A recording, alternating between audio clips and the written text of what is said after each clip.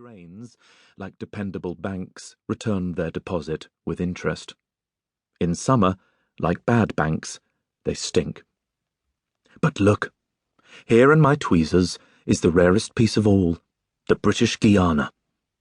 Even in such a rotten state, these 6,000 aching square feet will buy you £7 million. Most men, most people, would never permit a spouse to eject them from under their childhood eaves. John Cairncross is different. Here are my reasonable inferences.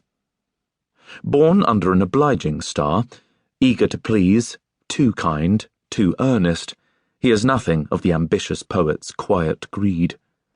He really believes that to write a poem in praise of my mother, her eyes, her hair, her lips, and come by to read it aloud, will soften her, make him welcome in his own house.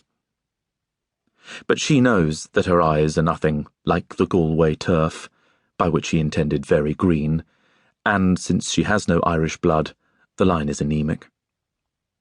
Whenever she and I listen, I sense in her slowing heart a retinal crust of boredom that blinds her to the pathos of the scene, a large-hearted man pleading his cause without hope in the unmodish form of a sonnet.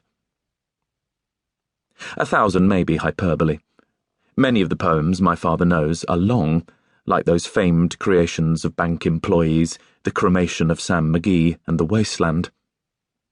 Trudy continues to tolerate the occasional recitation.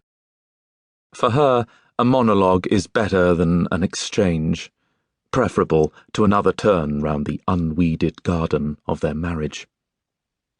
Perhaps she indulges him out of guilt, what little remains. My father speaking poetry to her was once, apparently, a ritual of their love. Strange that she can't bear to tell him what he must suspect, what she's bound to reveal, that she no longer loves him, that she has a lover. On the radio today, a woman recounted hitting a dog, a golden retriever, with her car on a lonely road at night. She crouched in her headlights by its side, holding the dying creature's paw through its spasms of frightful pain. Large brown, forgiving eyes stared into hers all the while. She took in her free hand a rock and dashed it several times against the poor dog's skull. To dispatch John Cairncross would take only one blow, one coup de vérité. Instead, as he begins to recite, Trudy will assume her bland, listening look. I, however, attend closely. We generally go to his poetry library on the first floor. A mantelpiece clock with rackety balance wheel makes the only sound as he takes his usual chair. Here, in the presence of a poet, I permit my conjectures to flourish. If my father looks towards the ceiling to compose his thoughts, he'll see deterioration in the Adam-style designs. Damage has spread plaster dust like icing sugar across the spines of famous books. My mother wipes her chair with her hand before she sits. Without flourish, my father draws breath and begins. He recites fluently, with feeling. Most of the modern poems leave me cold. Too much about the self, too glassily cool with regard to others, too many gripes in too short a line. But as warm as the embrace of brothers, are John Keats and Wilfred Owen.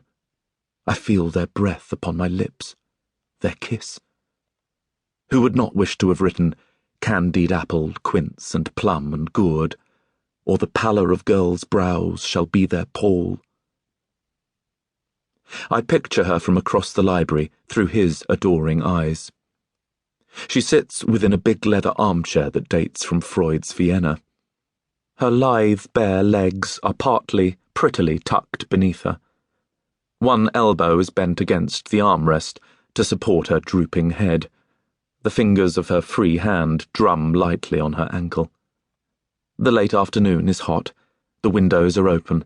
The traffic of St. John's Wood pleasantly hums. Her expression is pensive. Her lower lip looks heavy. She moistens it with a spotless tongue. A few blonde ringlets lie damply on her neck. Her cotton dress loosely